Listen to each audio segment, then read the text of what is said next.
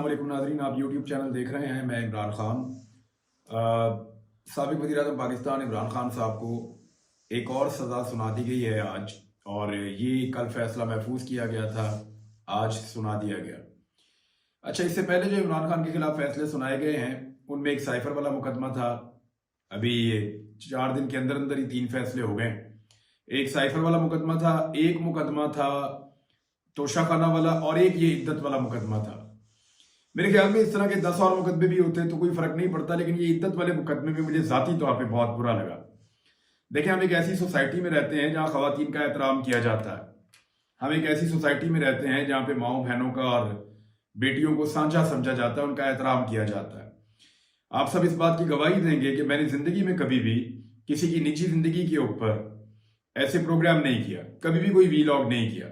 बहुत सारी चीजें ऐसी हुई कि शदीद तरीन मुखालफत के बावजूद अगर किसी की निजी जिंदगी में से पर्दा उठ रहा था, हत्ता कि लोग मेरे पास सबूत और चीजें लेकर आए, मैंने कहा मैं नहीं करूंगा। और बहुत सारे ऐसे लोग हैं जिन्होंने मुझे तकलीफ दी, लेकिन जब उनकी निजी जिंदगी का मामला आता है तो मेरा दिल गवारा नहीं किया, मेरा ज़मीर गवारा नहीं किया कि मैं ये काम करूं। लेकिन ये आज जो फैसला है, इसको सुनने के बाद और जो कुछ इद्दत वाले केस में किया गया है, इसको देखने के बाद बहुत बुरा महसूस हो रहा है। इंतहाई अफसोसनाक है और बड़ी गिरावट का शिकार है हमारा मुआशरा इस वक्त, और इस किस्म की चीजों की वजह से। यानी इससे बुरा सियासी इंतकाम हो नहीं सकता जो आप किसी शख्स से लें। नवाज शरीफ साहब की सियासत के लिए हमेशा खवातीन पर कीचड़ उछाला गया है। खवातीन को या उनके खिलाफ या उनकी इज्जत को बतौर हथियार इस्तेमाल किया गया है।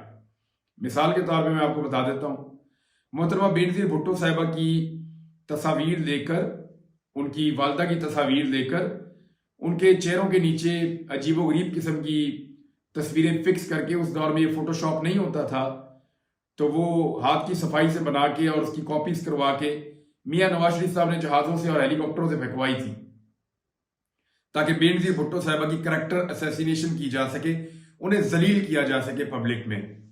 ये उस दौर में भी मियां नवाज शरीफ साहब बड़े लाडले थे और इस तरह के काम करके उन्होंने बेनज़ीर साहबा के साथ ये सब किया था।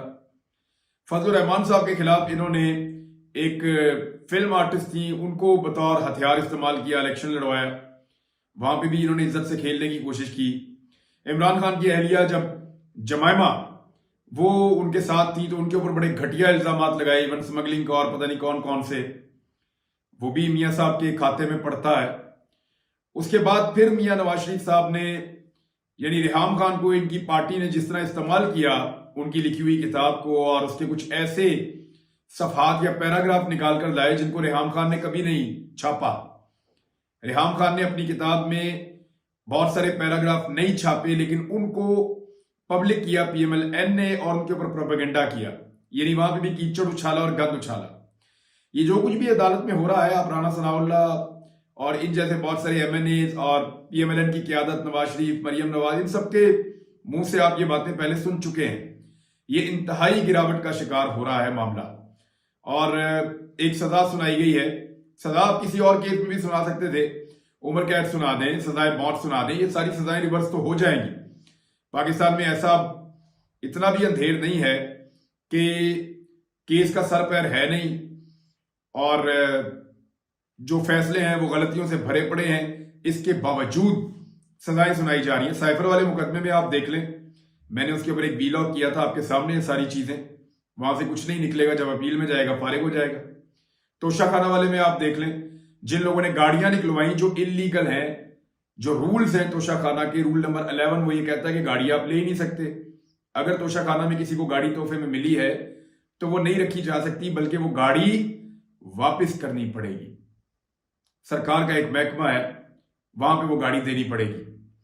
बहरहाल, वो जिन लोगों ने गाड़ियां निकाली वो मौजें कर रहे हैं, और जिसने कीमत देकर हार लिया उसको 14 साल सजा सुना दी है। 7 साल इमरान खान साहब और 7 साल बुशरा बीबी, इन दोनों को कैद सुना दी गई है। और इनका जो गैर शरई निकाह केस बनाया गया था, उसमें इनके निकाह को गैर शरई करार दे दिया है।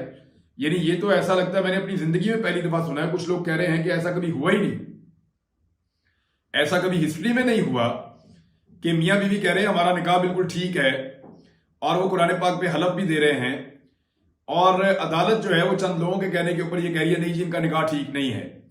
ये बहुत अजीबोगरीब केस था अपनी नौइयत का और बड़ी अफसोसनाक तरीके से ये हेयरिंग चली है। इसमें बहुत सारा गंद उछला है जो नहीं होना चाहिए था। इसमें 5-5 लाख रुपए जुर्माना भी कर दिया गया इमरान खान साहब को और बुशरा बीबी को। इमरान खान को मजमूई तौर पे अब तक जो सजा हो चुकी है इन केसेस में 31 साल बनती है, यानी अब तक उनको 31 साल सजा हो चुकी है अपने केसेस में। बुशरा बीबी को जो सजा हो चुकी है वो 19 साल तक की मजमूई तौर पे सजा हो चुकी है।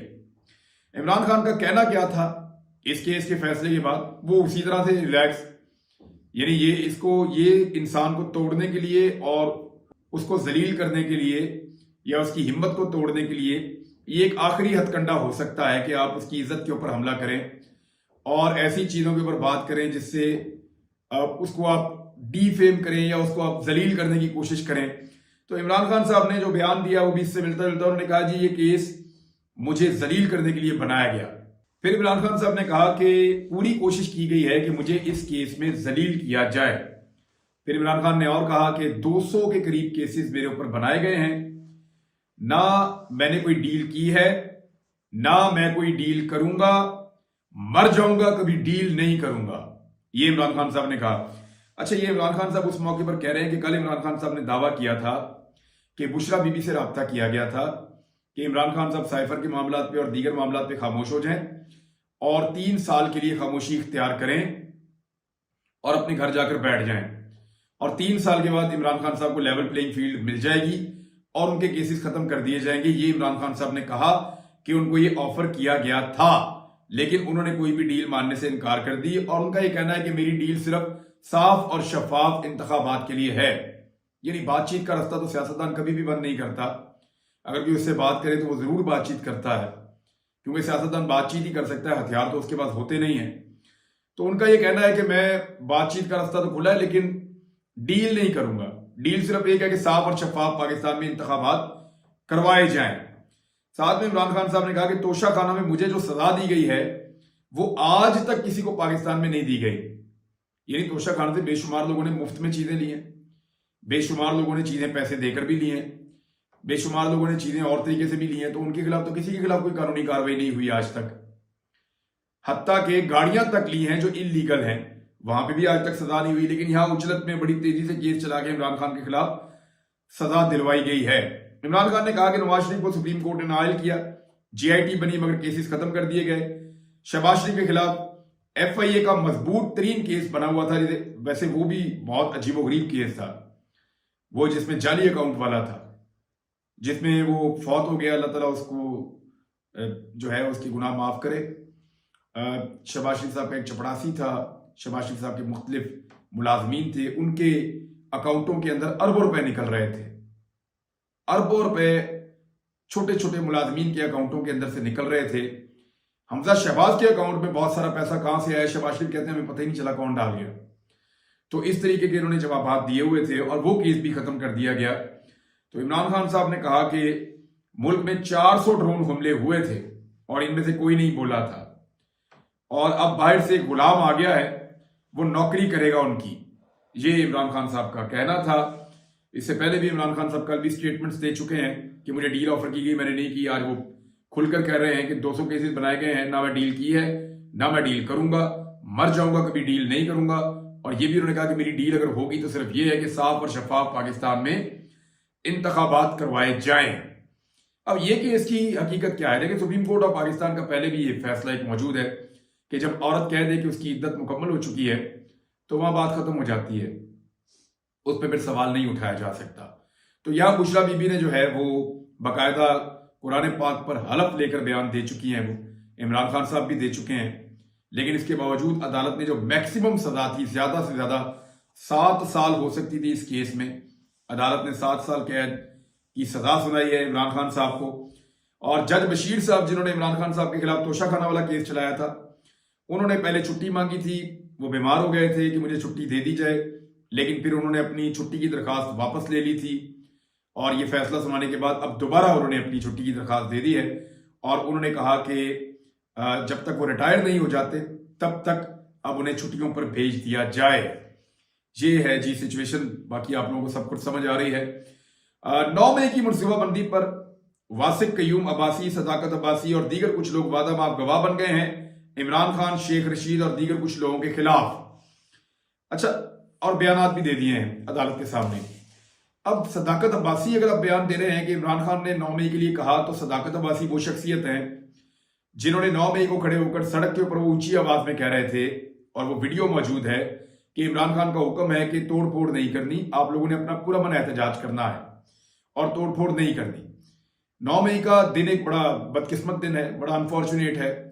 और मैंने उस दिन भी, जब ये 9 मई का वाकया हुआ था, तब भी मैंने कहा था कि पॉलिटिकल पार्टी कभी भी ऐसे लोगों को ओन नहीं करेगी जिन लोगों ने इस किस्म की कोई हरकत की है या उसके अंदर शामिल हुए हैं। सियासी जमात कभी भी नहीं करेगी। और मैंने तब भी कहा था कि इन लोगों के खिलाफ सिर्फ कार्रवाई की जाए और पूरी जमात जो है उसके खिलाफ ना की जाए। तो अब तो इमरान खान साहब तक बात पहुंच गई है। देखते हैं 9 मई में इमरान खान साहब को सजा होती है या नहीं होती है और कब तक होती है। लेकिन ये जो केसेस बन रहे हैं, अगर मेरिट के ऊपर इन केसेस को लड़ा जाए, तो मेरिट के ऊपर जब ये केसेस लड़े जाएंगे और आला अदलिया के अंदर आएंगे, तो ये ठहर नहीं पाएंगे, क्योंकि इनमें बहुत ज्यादा लकूनात और बहुत सारी गलतियां मौजूद हैं। एक और चीज बड़ी अहम है, इमरान खान साहब का अब भी सारा इन्हिसार, यानी सदा पे सदा उन्हें हो रही है, एक के बाद दूसरी, दूसरी के बाद तीसरी, तीसरी के बाद चौथी, लगातार उनको सजाएं सुनाई जा रही हैं। हो सकता है आने वाले दिन में और भी उनके लिए कोई अच्छी खबरें ना हो, लेकिन इसके बावजूद वो पुरुम्मीद हैं सिर्फ एक दिन से। इमरान खान को यह लगता है कि 8 फरवरी को पाकिस्तानी निकलेंगे और इतने बड़े पैमाने पर इमरान खान के हमायत याफ्ता उम्मीदवारों को वोट डालेंगे कि सूरत हाल तब्दील हो जाएगी और एक बहुत बड़ा पैगाम होगा, ना सिर्फ पूरी दुनिया के लिए बल्कि पाकिस्तान के लिए भी और पाकिस्तान को चलाने वालों के लिए भी। तो ये इमरान खान साहब की एक आखिरी उम्मीद बची है। लेट्स सी 8 फरवरी को क्या होता है। ये सिचुएशन मैंने आपके सामने रख दी है, लेकिन एक इंतहाई अफसोसनाक दिन अदलिया के हवाले से, एक इंतहाई मायूब किस्म के केस के हवाले से, और ये बहुत ही घटिया किस्म का मामला चला है और इस पे मुझे अफसोस ही और कुछ नहीं कहा जा सकता।